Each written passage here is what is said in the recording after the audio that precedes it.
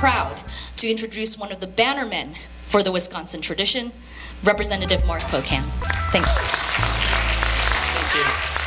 I'm honored to serve as the co-chair of the Congressional Progressive Caucus with Raul Grijalva. We're the largest values-based caucus within Congress, about 75 members strong. So, you know, it's interesting. I know lately there's been a few articles about Blue Dogs. They have, I think, 20 people. New Dems, there's about 50, 60. But we are the core of our Democratic caucus. And I think we'll talk a little bit about that this morning. It's such an interesting time to be living in our country. It's both scary and yet really full of opportunity. We're watching our democracy at risk, our politics in disarray, and the need for a people-powered movement has never been greater. The greatest challenge we're facing today is we have a hardcore right-wing, authoritarian, erratic, xenophobic, misogynistic, potentially criminal administration and a complicit Congress with Speaker Paul Ryan and Mitch McConnell, a Republican Party that is ideologically driven by its tail, the Tea Party. And unfortunately, this Congress is not doing its job on being a check on this erratic executive branch, and with unilateral Republican rule in Washington, the threat to our democracy is very high. And while there are plenty of issues that we all care about, from health care to the environment to immigration to criminal justice reform and many, many more, democracy itself is what's at risk. When we have a president who is threatening the Attorney General and the special counsel in charge of investigating Russia's interference in last year's elections, that's a problem. When we have a president who attacked the judiciary branch, called on the legislative branch to change its rules, and signed broad and even unconstitutional executive orders into law, that's a problem. When we have a president who is openly discussing the possibility of a self-pardon, that's a problem. When we have a president who still refuses to accept the fact that he lost the popular vote despite sitting in the West Wing and lies about anything and everything from the size of the crowd at his inaugural to supposed widespread voter fraud to create a phony voter fraud commission, that's a problem.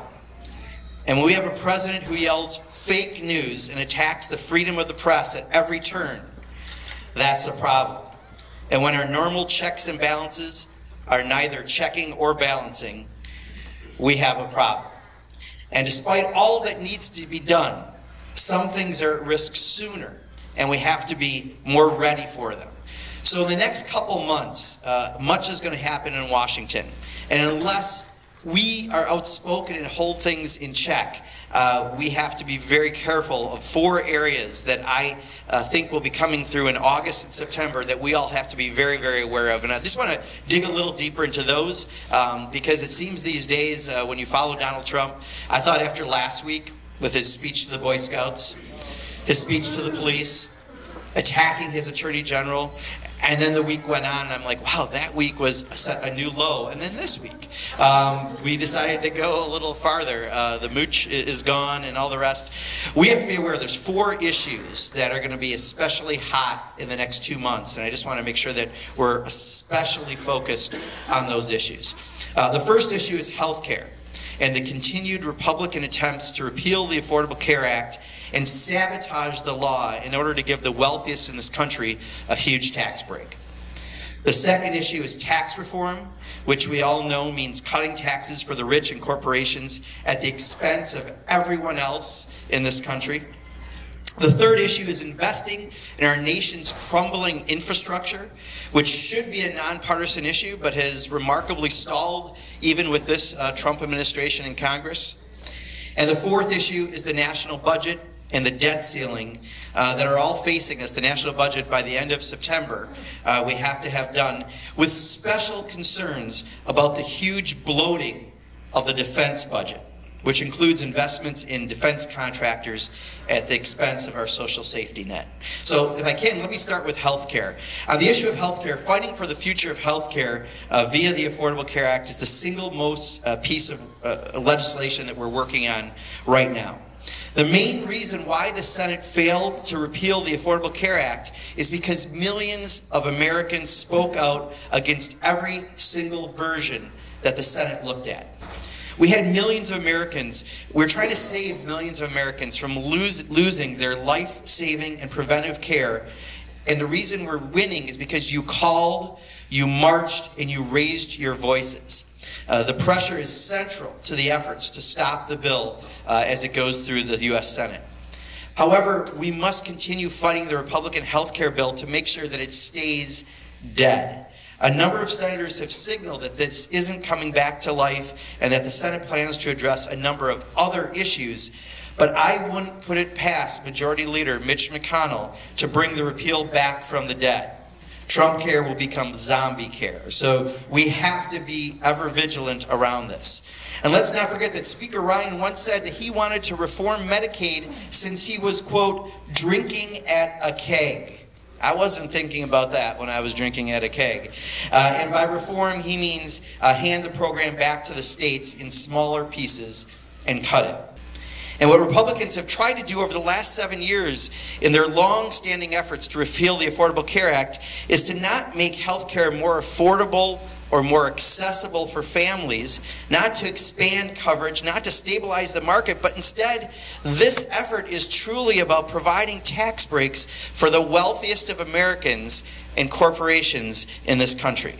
The latest repeal effort's not really a health care bill, but it's about cutting taxes nearly $600 billion for the top 2% of Americans, for big insurance companies and big pharma.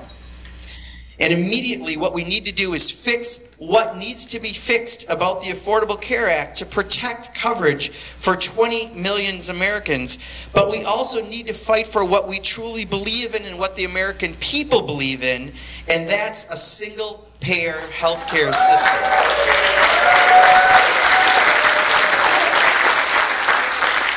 The time is now for that every American has access to affordable, life-saving health care. My colleagues and I have introduced, and I usually don't do this with bill numbers, but it's H.R. 676, the Medicare for All bill, that's been introduced by John Conyers.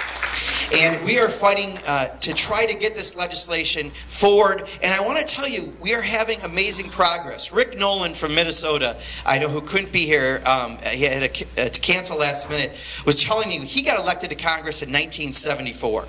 And he spent 6 years in Congress, took a long sabbatical, and came back in my class just a few years ago. And he said that back then they had 6 people who were willing to talk about a single-payer Medicare for All system. I want to let you know this year we have a record number of sponsors. 116 people in the House of Representatives are now sponsors because of all the work that you're doing. And Senator Bernie Sanders plans to introduce a similar bill very, very soon in the Senate. So we're going to work in this in both houses. As progressives, we're also committed to addressing the skyrocketing prices of prescription drugs. For far too long, Big Pharma has lined its pockets at the expense of working families, and it's time to rein in these profits. Take the case of Mylan, which raised the price of EpiPens from about $100 in 2007 to $608 for a 2-pack just in 2016. Or take PharmaBro, Martin Shkreli, who soon will be known as inmate number, I'm not sure exactly what that will be. He took the price of a drug, Daraprim, a life-saving drug used by people with HIV and AIDS, from $13.50 a pill to $750. And after the public outcry and all the promises that they'd bring the price of the drug down, do you know what the price of that pill is today? $750 a pill.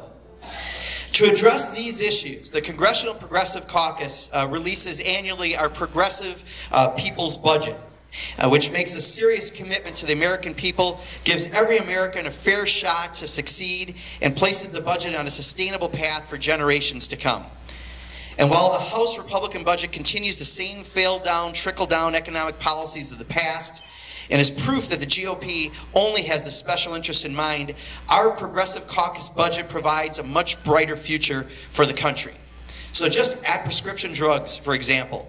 The people's budget would allow the Secretary of HHS to negotiate cheaper drug prices with pharmaceutical companies. Amazing that we couldn't get that done when we had the opportunity, but it would make so much sense to be able to bring the price of drugs down.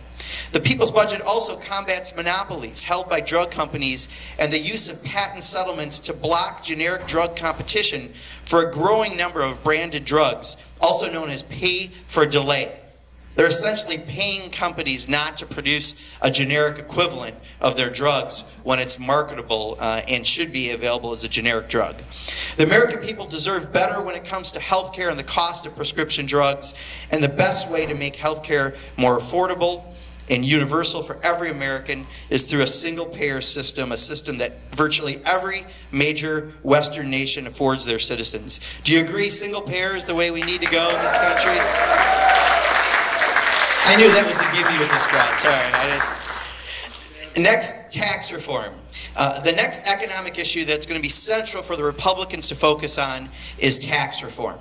President Trump and the Republicans in Congress say that they're going to move on a tax reform plan this fall. But I see a lot of problems with that trying to move forward. Every single one of the president's major initiatives has been stalled in Congress and so far has gone nowhere, which I would argue is probably a good thing for us at this point if we can keep these things stalled. When Republicans finally released their full plan, so far all that's been released is a single page. But given that this administration normally communicates 140 characters at a time, that's an improvement. When it finally does come out, we know that this is going to be a gigantic redistribution of wealth from the vast majority of all of us to a few. And for all so long, we know that they've used this rhetoric of class warfare.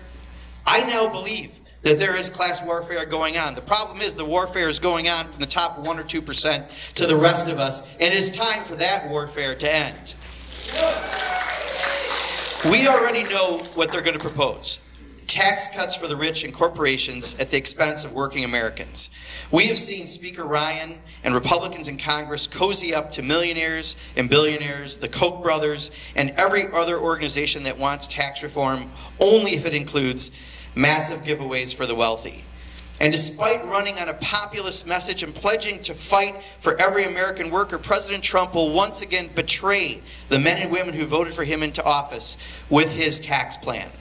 It's time for corporations and the wealthy to pay their fair share of taxes. It's time to stop the myth that trickle-down economics helps our economy. It never has, and it never will. We need to help working families and small businesses, not lie to them that somehow these phony policies will benefit them. And just like Americans raised their voices over health care and stopped the Republican Senate bill, Americans are going to have to speak up and stop these handouts to President Trump's Gulf buddies, GOP donors, and their corporate masters. We need to fight for closing corporate tax loopholes, which include ending tax subsidies for executive bonuses and oil companies. We need to close the stock option loophole. We need to end the tax breaks for corporate jets and many, many more loopholes. These loopholes have allowed corporations to run away with billions of dollars in tax breaks. We have to bring working families into the conversation and ensure that any tax reform works for them, period. We need to fight for new tax rates for millionaires and billionaires, restore the 1980s era rates for annual incomes above $250,000, and adopt progressive tax rates for incomes above $1 million. That would be a more fair system for everyone. Unfortunately, we continue to see the Republicans try to give tax breaks to the wealthy and corporations, shamelessly using false arguments about economic growth as their excuse for every single one of their actions.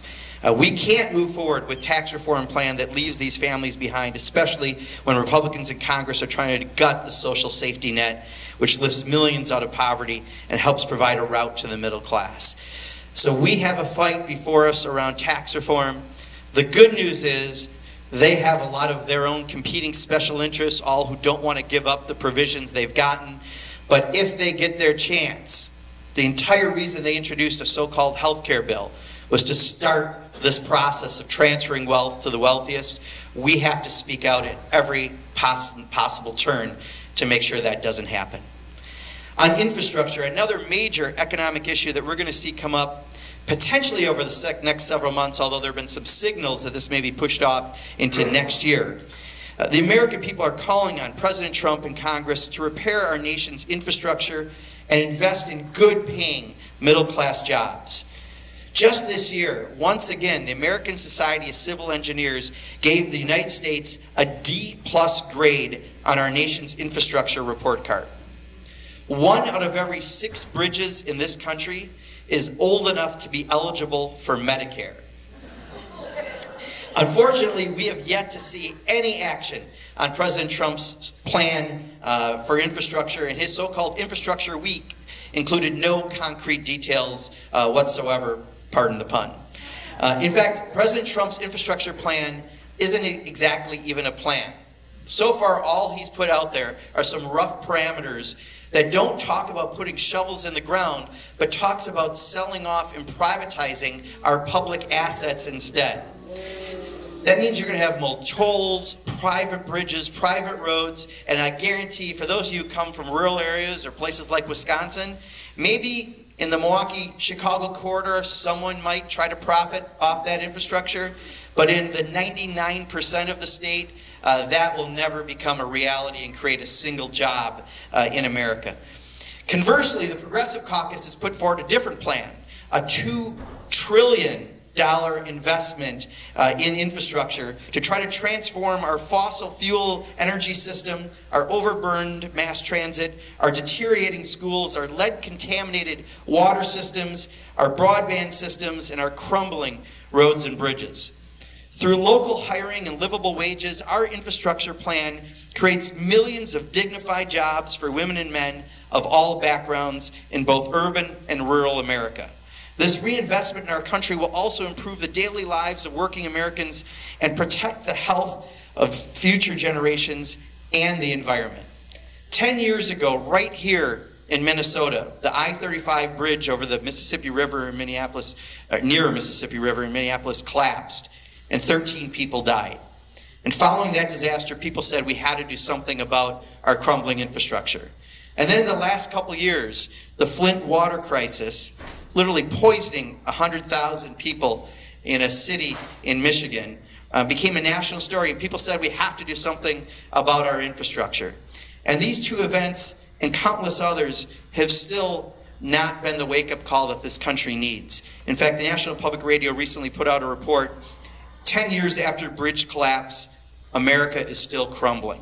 And finally, the national budget of the 4 issues is something that we're going to face literally in the month of September when we get back in Congress. But the truth is, in the House, we are only in session for 12 days in September. And if we have to get a budget done by September 30th, or we face a government shutdown, the people who get hurt the most when you have a shutdown are going to be the vast majority of working Americans. Unfortunately, even with unilateral Republican control in Washington, it is unlikely the Republicans will be able to govern, thanks to the Tea Party being the tail that wags the dog ideologically.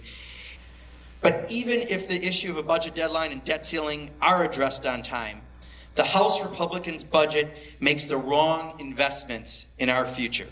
The budget increases defense spending above the president's request, $622 billion for base national defense activities. That's an additional $72 billion that'll be going to essentially defense companies and not really going to anyone serving the country.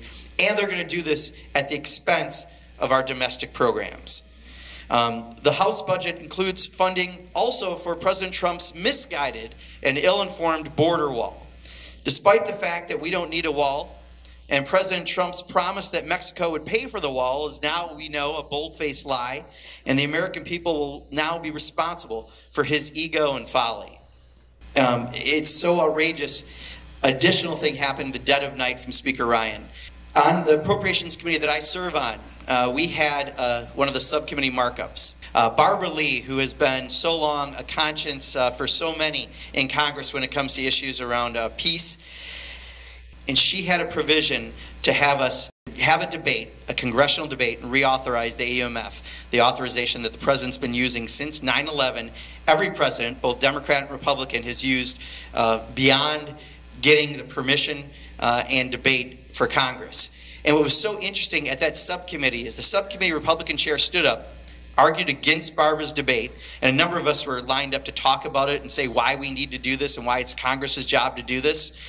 And all of a sudden, Tom Cole, a Republican from Oklahoma, got up and stood up and said, she's right, we need to do this. And I watched another Republican and another Republican. And at the end of the day, in that subcommittee, every single Republican but the subcommittee chair joined every single Democrat in saying that we need to have a time period specific that we're going to have a new authorization. And Paul Ryan, in the middle of the night, took that out of the appropriations bill that came before Congress. So while we're focused on these big picture economic issues, we're experiencing an unprecedented assault on our democracy through attacks on voting rights and the incredible amount of money that's being poured into our elections. I believe there are three things that we have to do to fix our democracy. The first and foremost is we have to protect our voting rights as Americans. We have seen state after state, including states like Wisconsin, make it harder and harder for people to be able to vote. And that's why Representative Keith Ellison and John Lewis and I have introduced a national constitutional amendment that guarantees a right to vote. Thank you. Believe it or not, there is not an explicit right to vote in the Constitution. It's certainly implied. We talk about discrimination in voting, but there's not an explicit right. And because of that, any state like Wisconsin that makes it harder to vote because of photo IDs, or other states that make it harder to vote because you have to register earlier and earlier, any of those provisions, you have to prove you've been harmed rather than the opposite. If you have a constitutional right, your highest right, they would have to prove they haven't harmed you, which puts the burden on the law change. So rather than playing whack-a-mole and fighting this state by state by state, having a constitutional amendment would take care of that in its totality. Secondly, we have to strengthen voter protection by ensuring that states can no longer erroneously purge voters from the rolls without their knowledge or consent and take still eligible voters off through a system called the interstate cross-check. There's a 2016 NBC report, an analysis of 50 million registered voters from 12 different states, and that showed that 7 million people were removed from the voting rolls without a comprehensive confirmation from the voter in question. So what would happen, for example, if your name was Jose Martinez, and you live in Florida, and there's a Jose Martinez who lives in Oklahoma, and those were two states that participated, they would drop Jose Martinez, regardless of how old you were, your middle name, your social security number. That was enough to purge you from the rolls. And this disproportionately impacted young people, minorities, and low-income voters. Second, it requires that every electronic voting machine in this country has a paper ballot, so we have proof of vote. And finally, it requires random audits after elections to further discourage any interference by any outside entities in our elections. And the third step around our democracy clearly is getting big money out of elections and ending Citizens United. You know this issue all too well, and we're going to have a panel right after this to talk a little bit more specifically about ending Citizens United. But the fact that our American campaign finance system is broken, and it's now at the point where our democracy is for sale to the highest bidder. That's not how elections are supposed to work, and this is a dangerous precedent for the future of our country. So there are several constitutional amendments around End Citizens United. There's one that I am especially fond of, the one that Rick Nolan and I and others have put forward, working with our Move to Amend friends who are here today, which is calling for a constitutional amendment to overturn the Supreme Court's 2010 Citizens United decisions that opened the floodgate to billions of dollars of unrestricted and unreported dollars in campaigns. It really is as simple as money is not free speech and corporations are not people.